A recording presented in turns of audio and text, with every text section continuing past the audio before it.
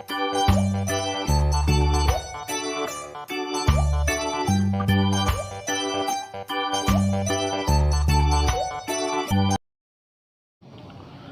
students, today we are studying about exercise number 5.3 और इस exercise number 5.3 में हम क्या पढ़ेंगे। 5.1 में हमने पढ़ा था कोई भी सीरीज़ को चेक करना कि वो एपी में है या नहीं, उसके बाद उसके कॉमन डिफरेंस निकालना, फर्स्ट टर्म निकालना।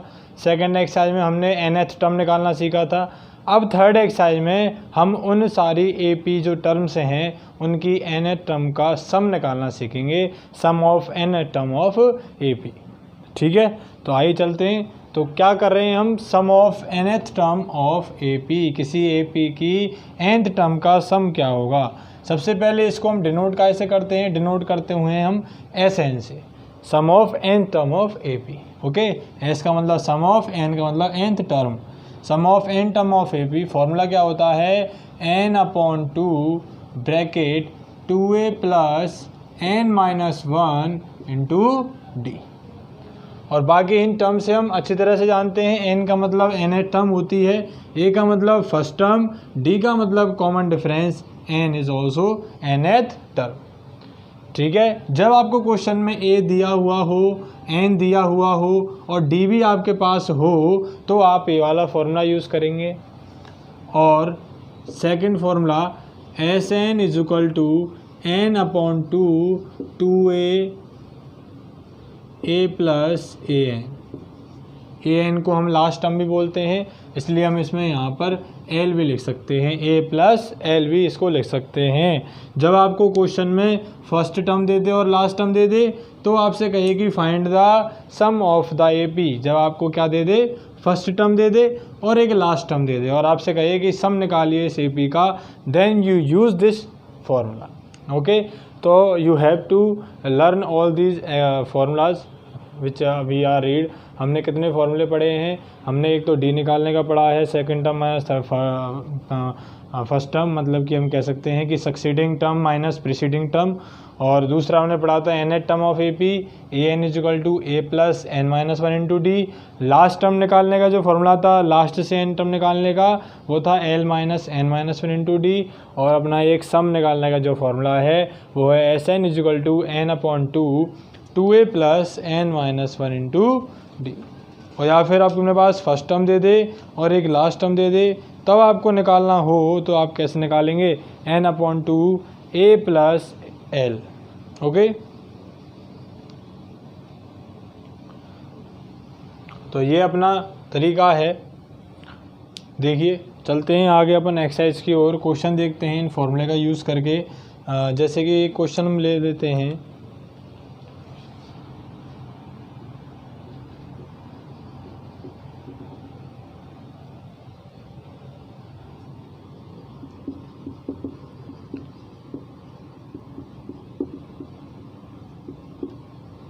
आपके लिए एक एपी दे दी 1 3 5 7 up to 12th term, then you have to find Sn। आपको क्या निकालना है, Sn निकालना है। तो सॉल्यूशन देखिए, सबसे पहले हमें पास a होना चाहिए, a है 1, फिर d होना चाहिए, d हम second term minus first term करके निकाल सकते हैं, d आ गया हमारे पास 2। उसके बाद n हमारे पास 12 हमें दिया हुआ है, 12th टर्म।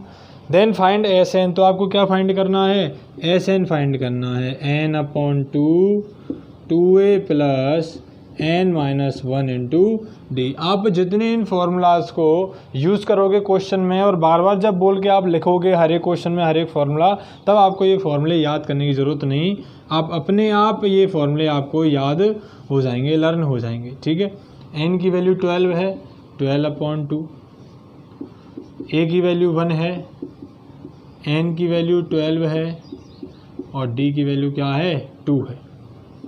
2 से 6 बार कितना आ गया, 6।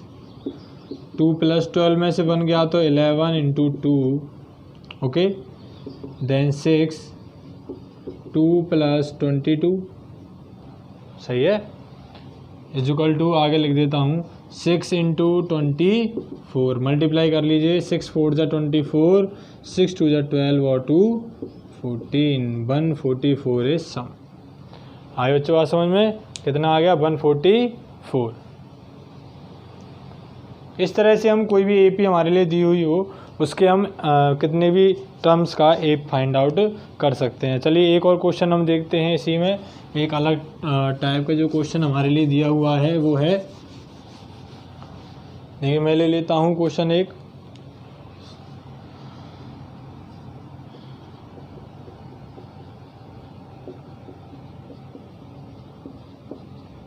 उसने हमारे लिए ए पी दे दी 3, 11, 19 अप टू 803। इस ए पी की हमें क्या फाइंड करना है, हमें फाइंड करना है एस एन। एस एन कैसे निकाल, तो क्वेश्चन देखिए फर्स्ट टर्म दे दिया आपको एन नहीं पता एन क्या है क्वेश्चन में, और आपको क्या दे दी, लास्ट टर्म दे दी। तो सबसे पहले आप ये देखिए हमें दिया क्या है, ए हमारे लिए 3 है, डी हम निकाल सकते हैं 11 माइनस 3 कर ए एन हमारे पास लास्ट टर्म कितनी दी हुई है 803। ओके, हम ये वाला फॉर्मूला यूज़ करेंगे। मैंने कहा था जब फर्स्ट टर्म और लास्ट टर्म आपके लिए गिवन हो तो आपको ये एस एन का ये फॉर्मूला यूज़ करना है। लेकिन प्रॉब्लम कहाँ है, हमारे पास ए है, ए एन है, एन नहीं है। हम एन कैसे फाइंड आउट करेंगे, तो एन फाइंड आउट करने के लिए उसने हमारे लिए क्या दिया है, ए एन दिया है। ए एन का फॉर्मूला क्या होता है, a plus n minus 1 into d. कोई भी टर्म अगर आपके पास नहीं होगी तो उसको फाइंड आउट करने के लिए वो कुछ ना कुछ क्वेश्चन में देगा, केवल आपको पहचानना है कि क्या दिया है। तो ए एन हमारे लिए दिया है उसने 803, ए की वैल्यू 3 है, प्लस एन हमें फाइंड आउट करना है, डी की वैल्यू क्या है 8 है।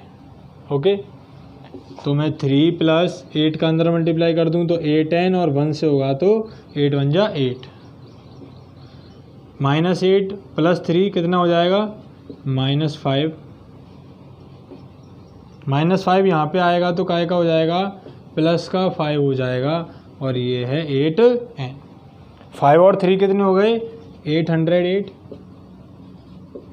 8 का इसमें डिवाइड दे दिया जाए तो n की वैल्यू क्या आ जाएगी 808 डिवाइड बाई 8, तो कटने पर 101। n की वैल्यू क्या आ गई अपने पास 101, n की वैल्यू आ गई। अब n की वैल्यू का इश्यू था, वो इश्यू हमारा क्लियर हो चुका है। तो हम इसमें अब एस एन का फॉर्मूला डायरेक्टली यूज़ कर सकते हैं। S n is equal to n upon 2 a plus a n, या फिर आप एल भी इसको लिख सकते हो। एस एन निकालना है, एन की वैल्यू कितनी आई है 101 आई है। देखिए ए की वैल्यू कितनी है हमारे पास 3 है, ए एन की वैल्यू कितनी है 803। Okay students, now 101 upon 2 into 806, 803 और 3 कितने हो गए 6, 2 4 जा 8 और 2 3 जा 6। 403 इंटू 101 मल्टीप्लाई करने पर कितना आएगा, मल्टीप्लाई करने पर कितना आएगा 40703 answer. Okay students, check out the question again and note it down. देखिए अगले टाइप के क्वेश्चन, थर्ड टाइप है ये, इसमें कि how many terms are in A P, किसी ए पी में कितनी टर्म्स ली जाएं। मतलब कि उसने हमसे कह दिया हमें एन फाइंड आउट करना है, कितनी टर्म्स ली जाएं किसी ए पी में जहाँ पर उसका सम कितना हो 636 हो। मतलब कि आपके पास ए है 9, डी भी आप निकाल सकते हैं 17 माइनस 9 कर कितना आ जाएगा 8, एंड आपके पास एस एन भी आपको दिया हुआ है 636, और आपसे क्या पूछ रहा है वो एन की वैल्यू पूछ रहा है। तो फॉर्मूला कौन सा यूज़ करेंगे, S n is equal to n upon 2 a plus n minus 1 into d. S n है आपके पास 636, एन की वैल्यू आपको फाइंड आउट करनी है, 2 इंटू ए की वैल्यू 9 गिवन है, एन की वैल्यू फाइंड आउट करनी है, एंड डी की वैल्यू कितनी है 8 है। एन अपॉन 2, 9 2 ज़ा 18, 8 का अंदर मल्टीप्लाई कर दूं तो ये आ जाएगा 8n माइनस 8, और यहाँ पर 636 है। ओके, 2 का मल्टीप्लाई इसमें भी कर दूं, ये 2 अपॉन में है, यहाँ पर आके मल्टीप्लाई हो जाएगा 636 इंटू 2, 18 में से 8 गए तो कितने बचे 10 बचे, 8n प्लस 10। ओके, 2 का अंदर मल्टीप्लाई कर दूं या फिर इनमें से मैं कितना कॉमन ले सकता हूँ, 2 कॉमन ले सकता हूँ। तो 2n बाहर 2 कॉमन लेने पर यहाँ पर 4 और यहाँ पर कितना बचेगा, 5 बचेगा। और यहाँ पर 636 इंटू 2 से हो जाएगा 2 कैंसिल। यहाँ पर आएगा 636 इज इक्वल टू n का अंदर मल्टीप्लाई तो 4n square plus 5n। Okay, n का अंदर मल्टीप्लाई कर दिया, 4n स्क्वायर प्लस 5n। 636 वहाँ पर चला जाएगा तो ये क्वाड्रेटिक इक्वेशन बन गई जो हमने सॉल्व करना सीख लिया था कि कैसे सॉल्व होगी, है ना। सॉल्व करना सीखा था, मल्टीप्लाई करने पर इन दोनों का मल्टीप्लाई और माइनस करने पर कितना आना चाहिए, 5 आना चाहिए, ऐसे इसके फैक्टर करने। तो हमें ऐसे नंबर लेने हैं कि मल्टीप्लाई करने पर इन दोनों का मल्टीप्लाई आए और माइनस करने पर 5 आए। तो हमने फैक्टर करे, इनके फैक्टर करने पर हमारे पास नंबर आया 53 एंड 48। क्या आया, 53 एंड 48। तो मैं यहाँ लिख दूंगा 53n minus 48n minus 636 is equal to 0।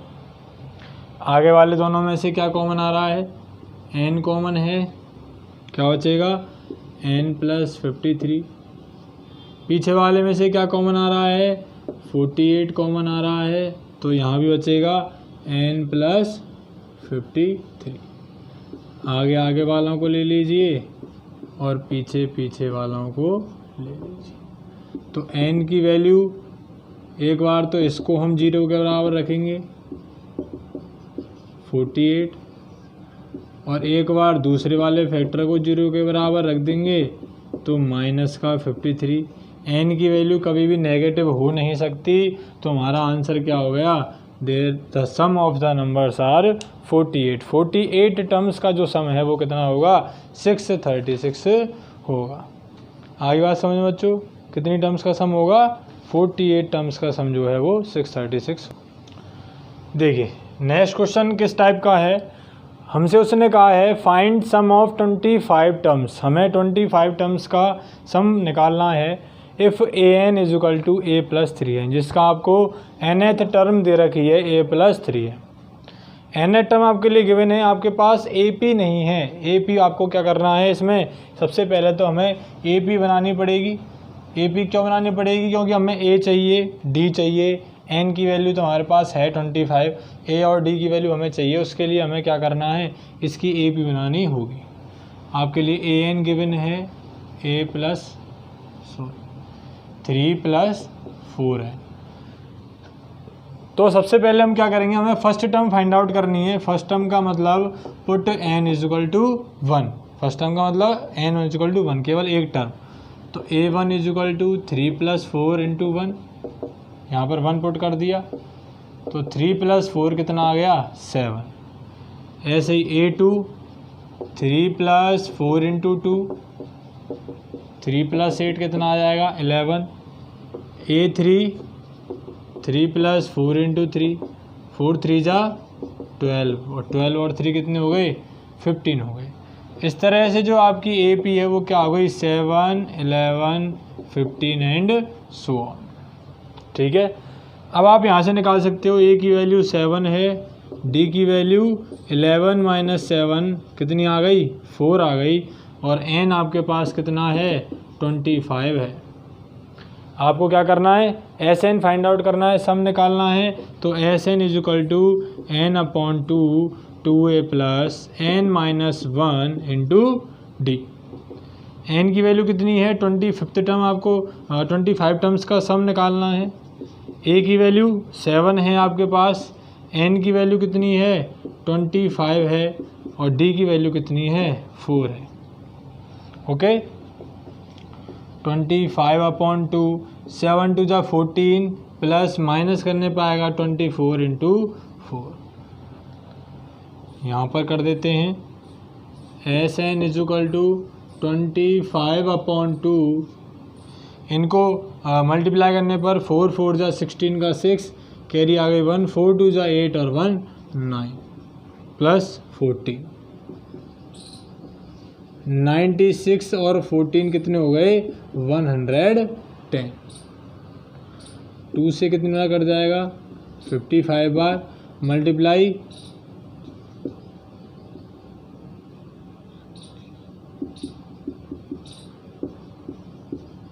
1375 आपके पास क्या आ गया, SN आ गया इसका 1375।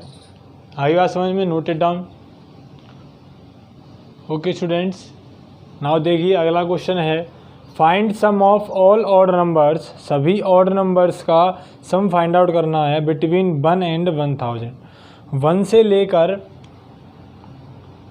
और कहाँ तक 1000 के बीच की उन नंबर्स का, कैसे नंबर होने चाहिए, ऑड नंबर होने चाहिए। पहली कंडीशन, फर्स्ट कंडीशन क्या है कि नंबर कैसे होने चाहिए, ऑड होने चाहिए। And the second condition is divisible by, कैसे होने चाहिए, 3 होने चाहिए, 3 से डिविजिबल होने चाहिए और कैसे होने चाहिए, ऑड नंबर होने चाहिए। तो ऑड तो 1 भी है, पर 1 क्या 3 से डिविजिबल है, नहीं। ऑड क्या है, इसके बाद 3 है, 3 से डिविजिबल है, बिल्कुल है। 3 के बाद क्या आता है, 5 3 से डिविजिबल नहीं है। 5 के बाद 7 भी नहीं है। 7 के बाद कितना आता है, 7 के बाद आता है 9 3 से डिविजिबल है, हमें 3 से डिविजिबल नंबर चाहिए। 9 के बाद क्या आता है, 11 के बाद 13 के बाद आता है 15। इस तरह से आगे बढ़ते बढ़ते और 999 तक हमारे ऐसे नंबर हैं जो कि क्या होंगे, 3 से डिविजिबल होंगे और 1 और 1000 के बीच में हैं और कैसे हैं, ऑड नंबर हैं। तीनों कंडीशन हमने इसमें अप्लाई कर दी। पहली ऑड नंबर की, देख लीजिए सभी नंबर ऑड हैं। दूसरा 1 और 1000 के बीच में है, बिल्कुल 1 और 1000 के बीच में। तीसरा 3 से डिविजिबल भी हैं, बिल्कुल सर 3 से डिविजिबल भी हैं। तो अपनी AP क्या निकल के आ गई, ये निकल के आ गई।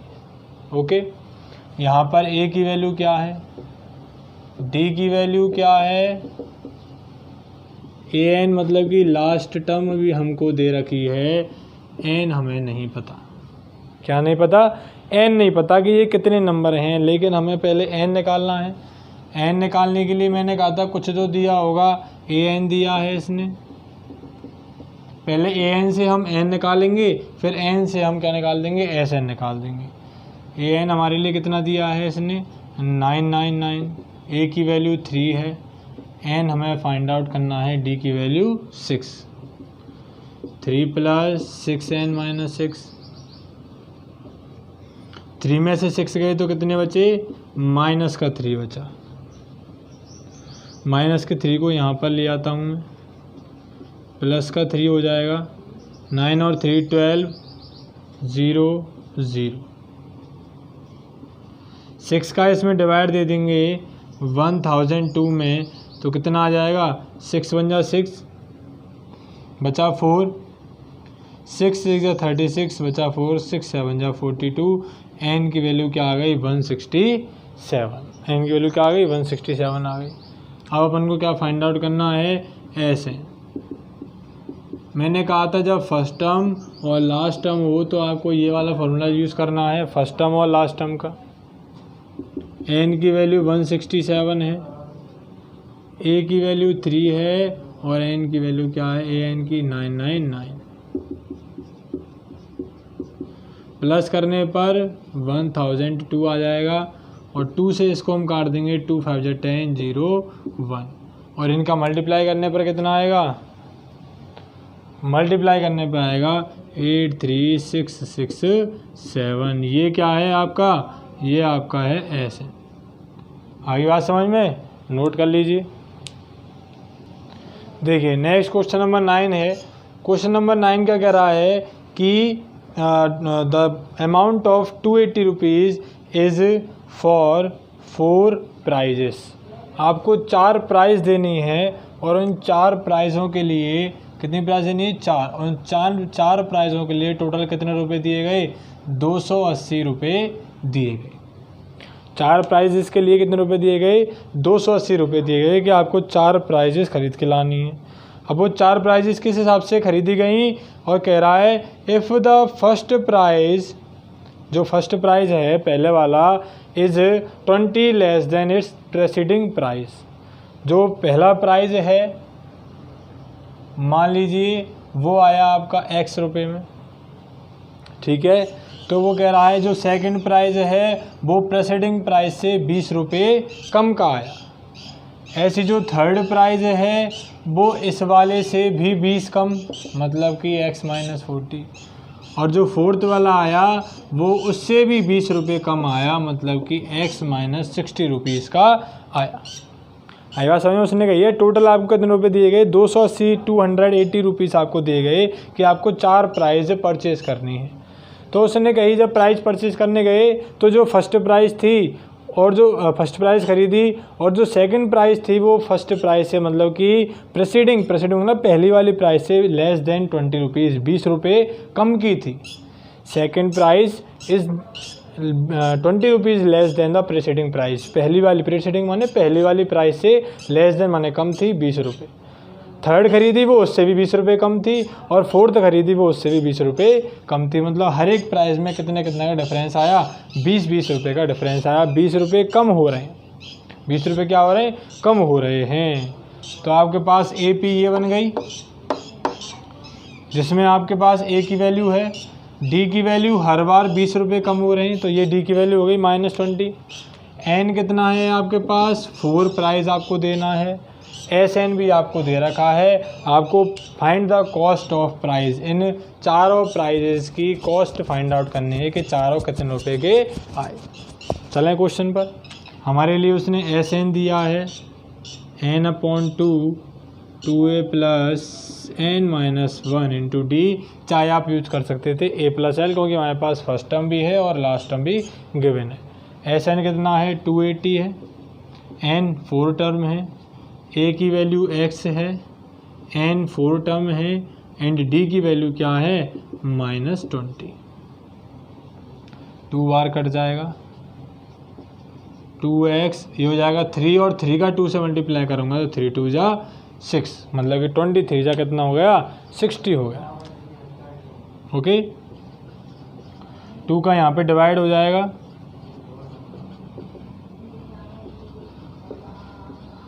कितनी बार जाएगा, 140 बार। कितनी बार जाएगा, 140 बार। तो 140 = 2x - 60, -60 यहाँ पर आ जाएगा तो प्लस का 60 हो जाएगा। ये कितना हो गया, 200। तो 2 का इसमें मैं डिवाइड दे दूंगा तो कितना आ जाएगा, x की वैल्यू आ गई 100। मतलब कि जो आपकी पहली प्राइस थी वो 100 रुपीज़ की आ गई। सेकंड प्राइस कितनी हो गई फिर भाई, पहली प्राइस जो है वो 100, सेकंड उससे 20 रुपये कम मतलब कि 80 रुपीज़ की, थर्ड उससे भी 20 रुपये पे कम मतलब कि 100 - 40 60 रुपीज़ की, और ये वाली 100 - 60 मतलब कि 40 रुपीज़। तो कितने आ गए, 100 के बाद 20 रुपीज़ कम 80, फिर 60 और फिर 40। ये 4 प्राइस आपकी आई हैं रुपीज़ में। आंसर आगे बात समझ में। इस तरह से आप क्वेश्चन को सॉल्व करेंगे। देखिए क्वेश्चन नंबर 10। क्वेश्चन नंबर 10 कह रहा है a television set producer produce 600 TVs in third year. अपने थर्ड ईयर में कितनी टीवी बनाता है वो, तीसरी साल में 600 टीवी बनाता है, 600 टीवी बनाता है। And 700 TVs in seventh year, और सेवन्थ ईयर में कितनी टीवी बनाता है, 700 टीवी बनाता है। And she thought that every year the increasing in the TV producer is same. मतलब कि हर साल जो है टीवी जो है वो सेम रूप से प्रोड्यूस हो रही हैं और सेम रूप से बढ़ रही हैं। मतलब मान लीजिए 5-5 टीवी हर साल या 100 टीवी हर साल बढ़ रही हैं। जो भी है वो अपन देखेंगे कितनी टीवी बढ़ेंगी। तो वो कह रहा है find produce TV producing in first year. पहले ईयर में कितनी टीवी प्रोड्यूस हुई, produce TV in 10th year and the total production of TVs in 7 year. और 7 साल में टोटल कितनी टीवी प्रोड्यूस हुई, ये आपको क्या करनी है, फाइंड आउट करनी है। ओके, क्वेश्चन आ गया समझ में। सबसे पहले आपको ए निकालना है, फिर वो तो आपके लिए ये गिवन है। सबसे पहली बात तो A3 मतलब कि A + 2D। A7 है आपके पास मतलब कि A + 6D। दोनों इक्वेशन को क्या कर दें, हम माइनस कर दें। 6 में से 2 गए तो कितने बचे, 4D। 7 में से 600 गए तो कितने बचे, 100। तो D की वैल्यू क्या आ गई, काटने पर D की वैल्यू आ गई 25। मतलब कि पर ईयर 25 टीवीज़ आर इंक्रीजिंग। हर साल 25 टीवी का प्रोडक्शन क्या हो जाता है, बढ़ जाता है। क्या हो जाता है, बढ़ जाता है। अब इस डी को कोई सी भी इक्वेशन में पुट कर दीजिए, 1 में पुट कर दें, put d is equal to 25 in equation number 1। तो a plus 2 into 25 is equal to 600। तो a प्लस 50 वहाँ पर चला जाएगा तो काय का हो जाएगा, माइनस का हो जाएगा। तो a फर्स्ट ईयर में जो प्रोडक्शन है वो कितना आ गया, 550, 550 TVs are produce in first year. कितनी टीवी प्रोड्यूस हुई, 550। 10th ईयर में पूछ रहा है, तो 10th ईयर में देखिए A10 is equal to A plus 9D होता है। A की वैल्यू कितनी है हमारे पास, A की वैल्यू 550 है, प्लस 9 इंटू D की वैल्यू है 25। 550 प्लस 9 5 जा 45, 9 2 जा 18 और 4 प्लस कर लीजिए 775 TVs are produce in 10th year. और पूछ रहा है थर्ड कि 7 ईयर्स में टोटल कितना प्रोडक्शन हुआ, तो n/2 2a plus n-1 into D. 7 year की पूछ रहा है तो 7/2 2 इंटू फर्स्ट ईयर में कितनी हुई थी, 7-1 इंटू कितनी टीवी हर साल बढ़ रही हैं, डी की वैल्यू आई थी 25। ओके, 7/2 प्लस 6 इंटू 25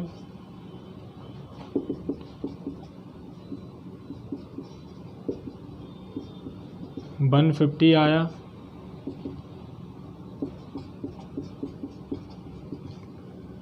प्लस करने पर 2 से काट देंगे एंड मल्टीप्लाई करने पर 7 5 से 35 का 5